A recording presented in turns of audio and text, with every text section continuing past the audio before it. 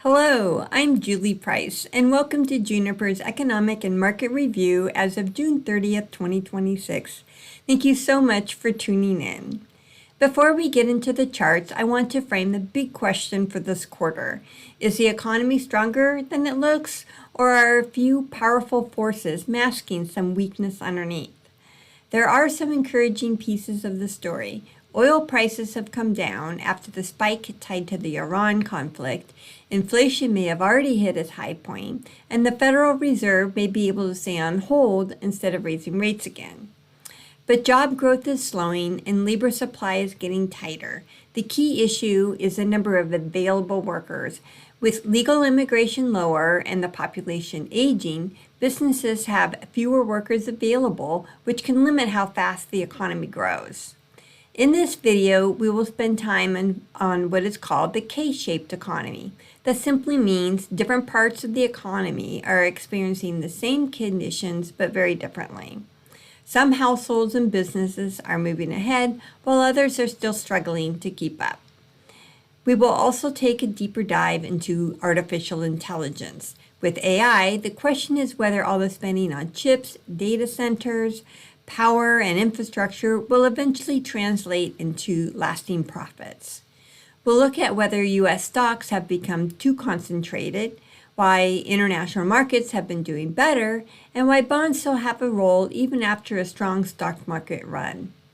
As a reminder, I added a short blue summary on the right side of each slide last quarter. I like reading the headline before the story, so those summaries are there to make the charts easier to follow. As always, I use JP Morgan's Guide to the Markets to help connect the dots. Feel free to pause anytime if you want to take a closer look at a chart. Okay, let's get started. This slide starts with oil because energy prices can affect almost everything else. When oil prices rise, gasoline becomes more expensive, transportation costs go up, and that can feed into inflation expectations. In plain English, oil is one of those prices that people notice immediately because it shows up at the pump. The good news is that the oil spike tied to the Iran conflict appears to be fading. Gasoline prices rose, but not nearly as much as they did after Russia's invasion of Ukraine. That matters because the inflation impact should be more temporary if prices continue to normalize. Another reason this episode is different from older oil shocks is that the United States is now a net oil exporter. In the past, higher oil prices mostly meant American consumers paid more, while foreign oil producers benefited. Today, consumers still feel the pain at the pump, but some of that money also supports domestic energy producers. That does not make higher gasoline prices good, but it does soften the economic blow compared with past oil crises. For clients, the key takeaway is that energy prices still matter, especially for lower and middle income households.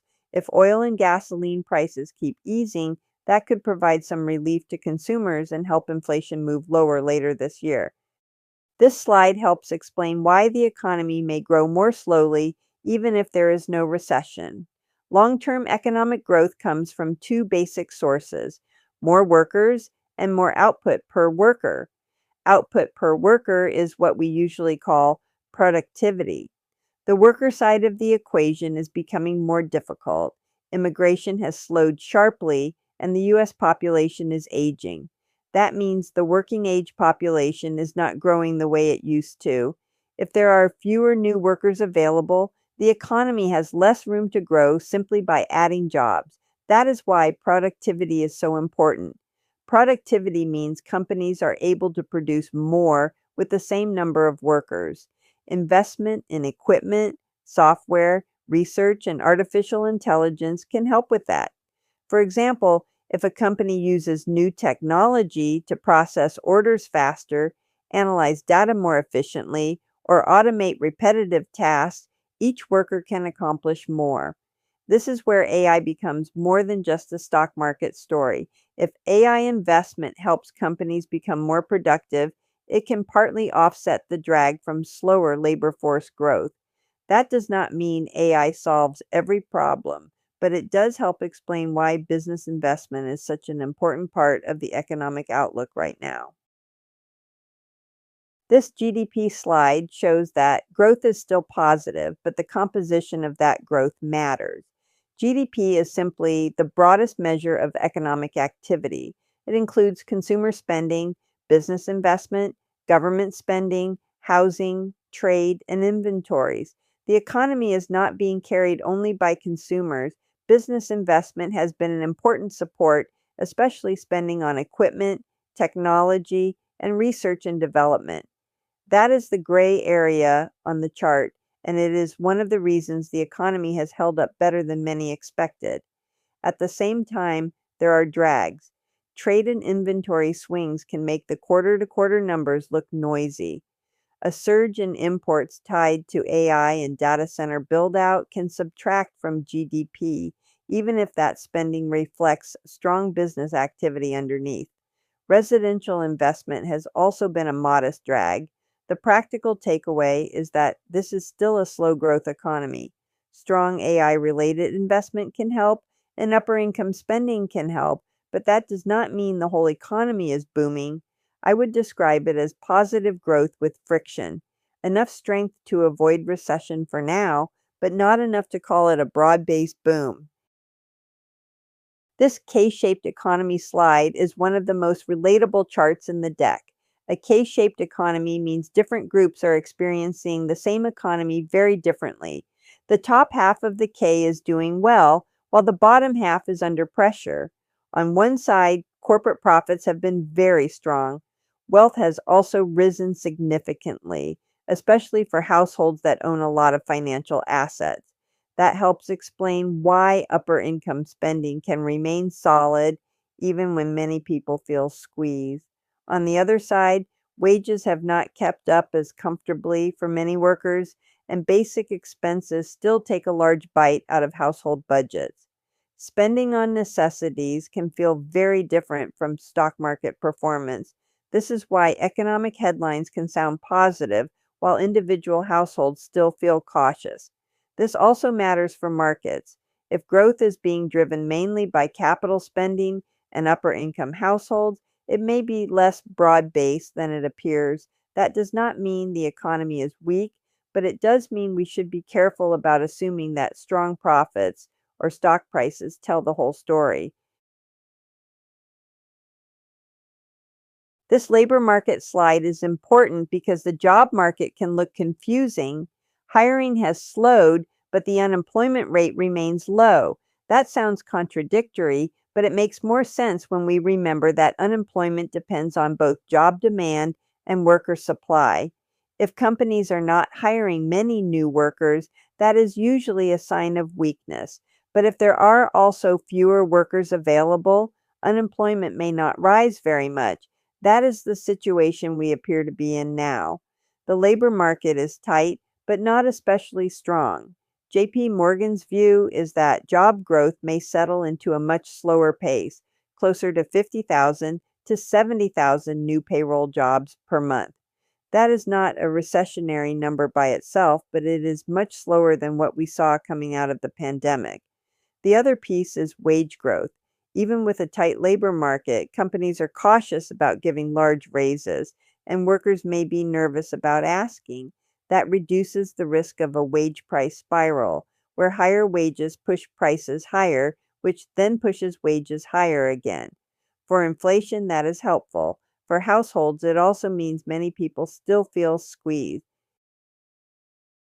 Inflation picked up in the first half of the year, and this chart shows why. The green energy component jumped because of the oil price shock tied to the Iran conflict. Energy can move quickly, and when it moves up, it can make headline inflation look worse very fast. The encouraging part is that energy prices have also started to reverse. If gasoline prices keep falling, they should pull inflation lower over the next few readings. That is why May have been the high point for inflation this year. There are two other pieces to watch. First, tariffs may become less of an inflation problem if the legal rulings and refunds reduce the pressure on companies to pass higher costs onto consumers. Second, shelter inflation should continue cooling. Shelter is mostly rent and owner's equivalent rent, and it tends to move slowly. When rent growth cools, It can take time to show up in the inflation data, but it is important because shelter is a large part of the inflation calculation. So the message is not that inflation is gone. The message is that the most intense pressure may be behind us if energy, tariffs, and housing all move in the right direction. This slide shows how much the Federal Reserve story has changed. At the beginning of the year, markets expected rate cuts. Then inflation picked up and the conversation shifted toward the possibility of a rate hike. The Fed's job is to balance two goals: stable prices and maximum employment. If inflation is too high, the Fed may keep rates higher or even raise them. If the job market weakens too much, the Fed may eventually cut rates. Right now, those signals are mixed, which is why the Fed may simply stay put. The case for staying on hold is getting stronger if inflation cools and job growth slows. Energy prices are coming down, rent inflation is muted, tariff pressure may ease, and wage growth is not accelerating. Those are all reasons the Fed may not need to tighten further. For investors, this matters because interest rates affect bond yields, mortgage rates, borrowing costs, and stock valuations. A Fed on hold is not the same as a Fed cutting rates, but it can still provide some stability. The key is that the Fed does not appear eager to overreact in either direction. This slide looks at US stock valuations, especially the S&P 500. The forward PE ratio compares today's stock price with expected earnings over the next year. It is one way of asking, how much are investors paying for a dollar of future earnings? The current PE ratio remains above its long-term average. That does not automatically mean stocks must fall, but it does mean expectations are high. When valuations are elevated, the market has less room for disappointment. If earnings fall short, rates move higher, or investor enthusiasm cools, expensive markets can be more vulnerable. The other issue is concentration. A small group of very large companies still makes up an unusually large share of the S&P 500. Many of these companies are high-quality businesses, but when portfolios become too dependent on a few names or one theme, risk can build quietly. For clients, the lesson is not to abandon U.S. stocks. It is to avoid assuming that the same handful of companies will always lead. Diversification across sectors, market caps, and geographies can help reduce dependence on one narrow part of the market. This is the first of the AI education slides. It shows that AI is moving very quickly in terms of capability and adoption. The left side shows how quickly large AI models have advanced. The right side shows where businesses are already using AI, from information and professional services to finance, manufacturing, and other industries. For clients, I think the important point is that AI is not just a chatbot story. It is a business investment story. Companies are using AI to analyze data, automate routine work, support customer service, write code, detect fraud, improve logistics, and speed up research. But adoption is still uneven. Some industries can use AI quickly because their work is digital and data heavy. Others will take longer because they require physical infrastructure, regulation, training, or changes in how employees work. That distinction matters for investing. Early enthusiasm often focuses on the most obvious winners, but the long-term impact may spread to many different businesses over time. The challenge is separating real productivity gains from hype. AI may be transformational, but not every AI-related company will be a winner. This slide focuses on hyperscalers. Hyperscalers are the very large technology companies building the cloud and data center infrastructure needed for AI. Think of companies spending massive amounts on chips, servers, power, buildings, cooling systems, and networking equipment. The left side shows capital expenditures, or CapEx. CapEx simply means money a company spends on long-term assets. For a household, it might be like remodeling a kitchen or buying a car. For a technology company, it may mean building the data center. The spending is large today because companies are trying to build the infrastructure needed for future AI demand. The right side compares cash flow and capex. Cash flow is the money coming into the business after operating expenses. This matters because investors want to know whether companies can fund all this AI spending from their own cash or whether they need to borrow money or issue stock. That is why this slide is so important. AI investment is helping the economy, but investors are asking a harder question now. Will all this spending eventually produce enough profit to justify the cost? This slide shows how the AI investment story is changing. In the first phase, investors focused heavily on the biggest technology companies using AI. Now, more attention is moving toward the companies receiving the AI spending. The left side shows investment performance by AI-related industry. The right side shows earnings growth. Earnings growth means profits are expected to rise. This matters because stock prices can move on excitement for a while, but over time, companies need profits to support valuations. The strongest earnings growth has been in semiconductors. Semiconductors are the chips that power AI. Hardware, power, and infrastructure companies are also benefiting because data centers need equipment, electricity, and cooling. In other words, the AI build-out touches more than just software. The caution is that markets can overdo a good story. When too much money flows into one area, prices can get ahead of fundamentals. JP Morgan described this as potential AI tantrums, sharp rotations when investors worry that spending may slow or expectations have become too high. So the opportunity is real, but selectivity matters. This final market slide is the asset class return matrix. I like this slide because it reminds us that leadership changes from year to year. The best performing area one year is rarely the best performing area every year. So far in 2026, risk assets have generally done well. Risk assets are equities, both US and non-US. Core fixed income has been more muted because yields moved higher earlier in the year. Cash still offers a decent yield, but it has not kept up with stronger areas of the market. Real estate has been more challenged because higher interest rates can weigh on property values and financing costs.